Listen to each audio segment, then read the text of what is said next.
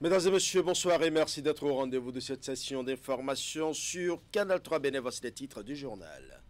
Le projet de développement de l'autoroute du corridor Abidjan-Lagos sera bientôt une réalité. Ce projet qui prévoit relier 5 pays de l'Afrique de l'Ouest sera mis en œuvre dans quelques mois. C'est dans cette optique que plusieurs experts sont mobilisés à Cotonou pour un examen technique et la validation du projet, du rapport final et l'étude de facilitation du commerce et du transport. Les détails dans un instant. Sur le plan sanitaire, la sécurité des patients est au cœur d'une sortie médiatique de l'autorité de régulation du secteur de la santé. Officiellement lancé en mars 2024, le dispositif pour la sécurité des patients est à la phase d'activation et une formation des formateurs est prévue au titre des activités retenues. En sport, nous reviendrons sur le tirage au sort de la Coupe d'Afrique des Nations Maroc 2025 qui a été effectué ce lundi en présence des sommités du football mondial. Au terme de cet exercice, les 4 stars du football africain, notamment Moustapha Hadji du Maroc, Serge Aurier de la Côte d'Ivoire, Léo Cissé du Sénégal et Joseph Yobo du Nigeria se sont exprimés sur les forces et faiblesses de leurs potentiels adversaires. Voilà pour les titres. Mesdames et messieurs, à nouveau bonsoir. Ce n'est qu'une question de mois pour la mise en œuvre du projet de développement de l'autoroute du corridor Abidjan-Lagos qui va bientôt relier 5 pays de l'Afrique de l'Ouest. Les experts mobilisés à Cotonou sont en atelier d'examen technique et de validation du projet de rapport final et d'études de facilitation du commerce et du transport. Les travaux démarrés le mercredi 29 janvier 2025 prendront fin demain, vendredi. Les détails dans un instant.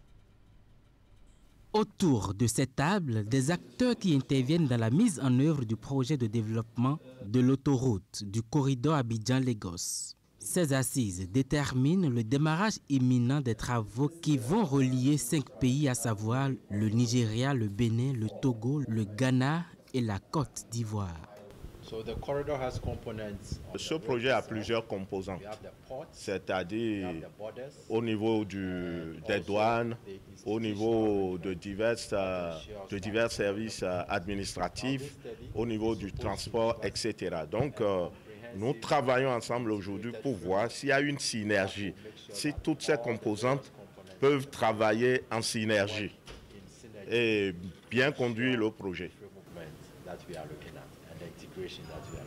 Cette autoroute est d'une longueur d'environ 1028 km. Elle relie les principales villes des pays concernés à travers une zone à fort potentiel économique représentant soit 15% du volume des échanges en Afrique de l'Ouest.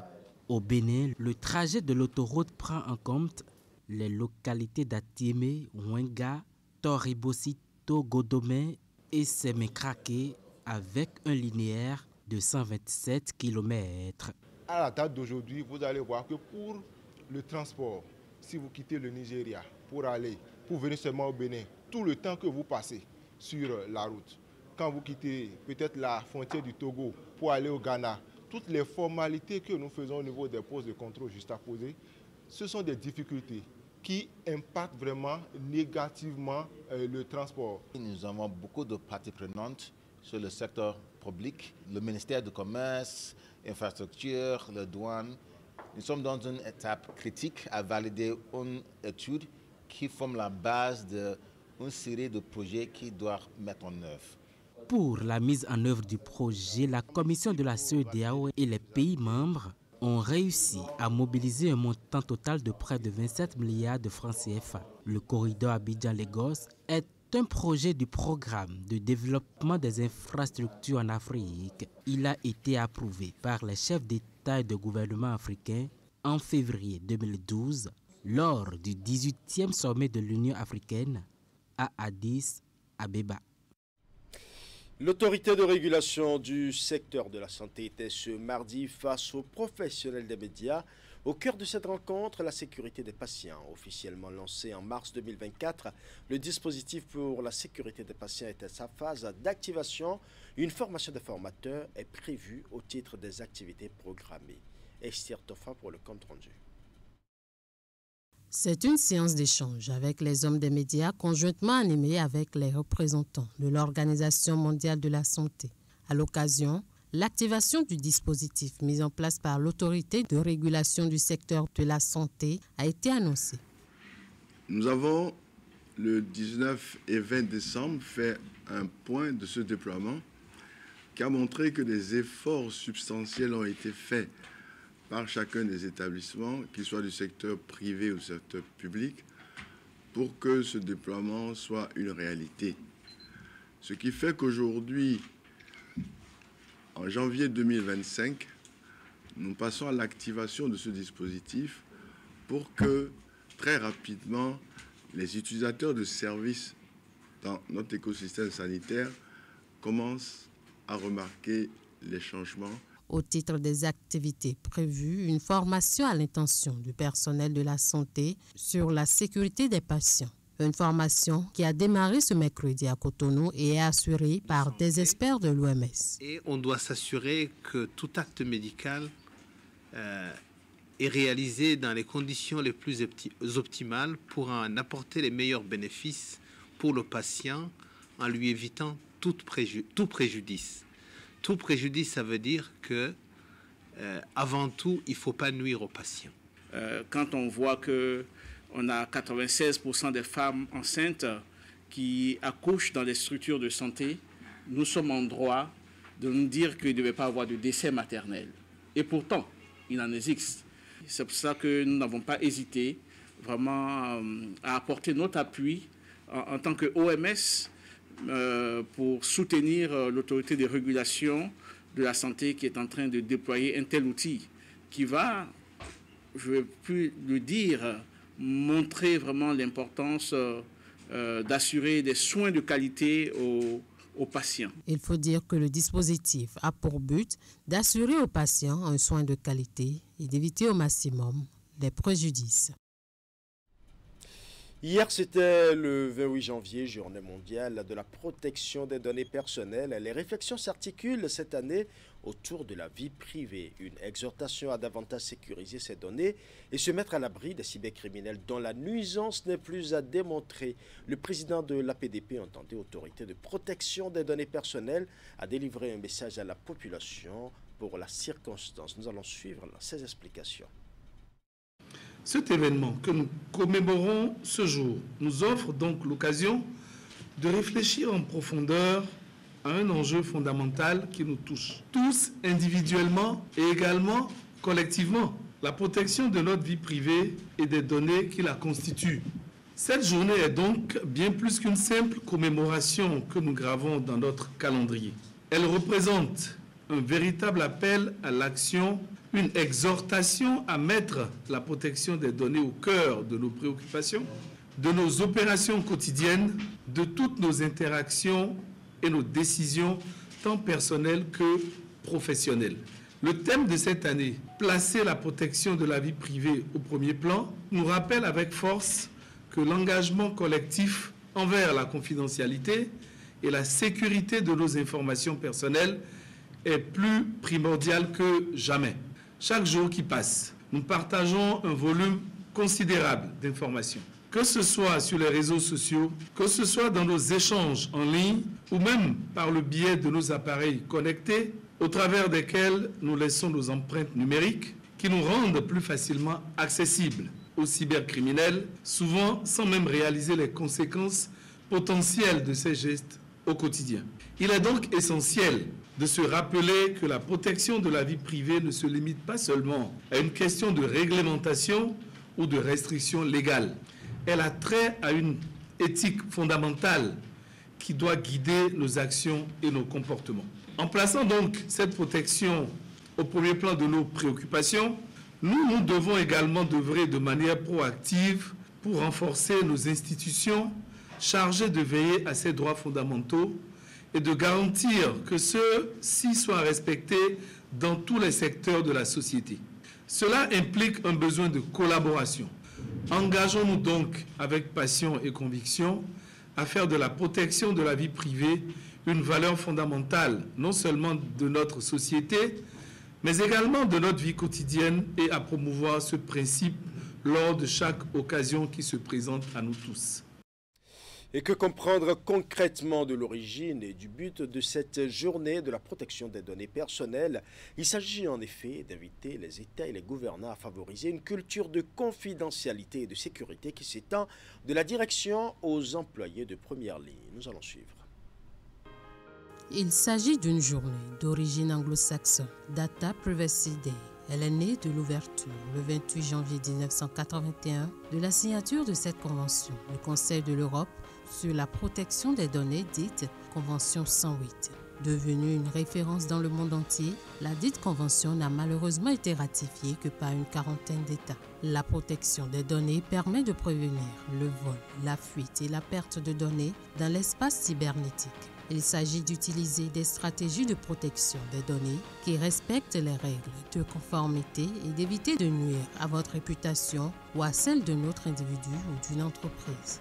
Une donnée personnelle représente toute information spécifique se rapportant à l'identité d'une personne physique identifiée ou identifiable. Nom, prénom, adresse postale ou courriel, image, etc. À mesure que le système d'exploitation d'un appareil ou d'un logiciel vieillit, les cybercriminels sont de plus en plus susceptibles d'y identifier une brèche par laquelle il devient possible d'accéder à votre appareil ou à votre logiciel et d'en prendre le contrôle afin de s'y introduire pour dérober vos données personnelles. Ainsi, les spécialistes recommandent les mises à jour pour garantir votre cybersécurité car elles corrigent les failles de sécurité. Ces mises à jour concernent les appareils informatiques comme les ordinateurs, les smartphones, les tablettes ou les objets connectés, des logiciels, les applications web et mobiles. Le Bénin dispose depuis 2009 d'une loi portant protection des données à caractère personnel. Plus tard, l'Autorité de protection des données personnelles, APDP, est créée par la loi numéro 2017-20 du 20 avril 2018 portant code du numérique en République du Bénin. Elle est chargée de veiller à ce que l'informatique soit au service du citoyen et qu'elle ne porte atteinte à l'identité humaine, aux droits de l'homme, à la vie privée, aux libertés individuelles ou publiques. Certaines dispositions sont proposées par le Règlement général de protection des données, RGPD, test réglementaire européen qui encadre le traitement des données de manière égalitaire sur tout le territoire de l'Union européenne, entré en application le 25 mai 2018. Il s'agit de la laïcité, l'équité, la transparence, la minimisation des données, l'exactitude, la limitation du stockage, l'intégrité, la confidentialité et la responsabilité. Autre volet de l'actualité nationale, Éléonore Yaïla-Descamps effectue une visite sur le chantier de construction de la BADEA au profit de l'Université nationale des sciences, technologies, ingénierie et mathématiques UNSTIM. C'est un chantier démarré il y a plusieurs mois et dont les travaux ont connu des perturbations. Cette visite s'inscrit donc dans la dynamique du suivi des travaux qui ont repris sur le chantier et dont la livraison est prévue pour juin. Imatele Namoso pour le compte-rendu. Les chantiers ont été lancés plusieurs mois en arrière et sous financement de la Banque arabe de développement économique en Afrique, BADEA. Les travaux concernent la construction de plusieurs bâtiments pour divers usages au profit de certaines écoles qui composent l'Université nationale des sciences, technologies, ingénierie et mathématiques UNSTIM. Ce chantier ne m'est pas étranger parce que je suis venue déjà avec mes équipes plusieurs fois et j'ai pu constater le bon démarrage et puis à un moment donné la lenteur. Avec l'assise qui est notre maître d'ouvrage délégué, nous ne dormons pas. De nouveau sur le terrain et cette fois en compagnie de son homologue conseiller à l'enseignement supérieur et à la recherche scientifique, Éléonore Yaïla-Descamps est venue s'enquérir du niveau d'avancement des travaux, mais aussi donner des consignes quant à la période de livraison. En deux mots, sur ce chantier, c'est vrai que nous sommes en retard parce que nous avons eu une difficulté en termes de financement au niveau de l'entreprise. Mais aujourd'hui, cette difficulté est résorbée et ce qui rassure, ce n'est pas tellement les promesses ou les engagements, mais c'est la documentation financière qui nous permet de dire qu'effectivement, les fonds qui peuvent permettre d'assurer la trésorerie et le besoin, de couvrir le besoin en fonds de roulement sont là et ont permis effectivement de relancer le chantier. On va multiplier les équipes par au moins 3 par rapport à ce que nous avons comme effectif aujourd'hui, c'est aussi changer les horaires pour pouvoir travailler la nuit. Sur le chantier, nous avons constaté que les travaux avancent, pas forcément au rythme qu'on aurait souhaité, mais nous avons eu l'assurance qu'en juillet 2025, ou bientôt en tout cas, un certain nombre de bâtiments seront mis à disposition. À l'UNSTIM, et nous avons des écoles thématiques, nous avons le NSTP, nous avons le NSPI, l'INSPE, qui est l'école qui produit les ingénieurs de demain. Et ces ingénieurs, vous savez, c'est un rythme de travail, de cours, c'est une discipline, c'est une tension pendant 2 ans avant qu'ils ne rentrent dans les grandes écoles. Et pour cela, il faut mettre les apprenants dans des conditions et l'État s'est engagé. Plus que quelques mois donc avant la réception provisoire des infrastructures en cours de construction, il s'agit des sites de l'Institut national supérieur des classes préparatoires aux études d'ingénieurs INSPEI, le rectorat puis l'École nationale supérieure des travaux publics ENSTP. En début d'édition, je l'annonçais en sport, nous reviendrons sur le tirage au sort de la Coupe d'Afrique des Nations Maroc 2025 qui a été effectué ce lundi en présence des sommités du football mondial. Au terme de cet exercice, les 4 stars du football africain, notamment Moustapha Hadji du Maroc, Serge Aurier de la Côte d'Ivoire, Aliou Cissé du Sénégal et Joseph Yobo du Nigeria, se sont exprimés sur les forces et les faiblesses de leurs potentiels adversaires. Nous allons suivre un extrait de leurs propos. Voilà, avec ce qu'on a montré sur la dernière CAN, on sait ce qu'on a à faire pour aller au bout. Voilà, merci. Un groupe difficile, dans la mesure où 2 de ces équipes, nous les connaissons. Depuis un bon bout de temps, on joue contre eux. L'avantage, c'est qu'on les connaît. Le désavantage, c'est qu'eux aussi nous connaissent. La RDC, on connaît. Le Bénin, c'est pareil. Le Botswana, qu'on ne maîtrise pas bien, mais un groupe difficile. Et je n'ai aucun doute que le Sénégal peut sortir. Écoutez, comme je l'ai dit, j'ai envie de dire qu'on a une très bonne équipe. Les joueurs se sont améliorés. Je ne vais pas mentionner des noms, de peur d'en oublier. Nous avons un très bon groupe dans cette génération. Ils l'ont montré lors de la dernière CAN, la dernière AFCON. Ce groupe ne va pas être facile pour nous. Nous savons que les Super Eagles peuvent sortir de ce groupe. Nous allons avoir la capacité. J'espère que nous allons commencer du bon pied. Nous avons hâte d'atteindre la phase finale. En fait, je pense que maintenant, il est grand temps que nous puissions mettre la main sur ce trophée magnifique. Nous avons une super génération avec un coach qui est super. Donc, toutes ces équipes ont la même volonté que vous de pouvoir lever ce trophée.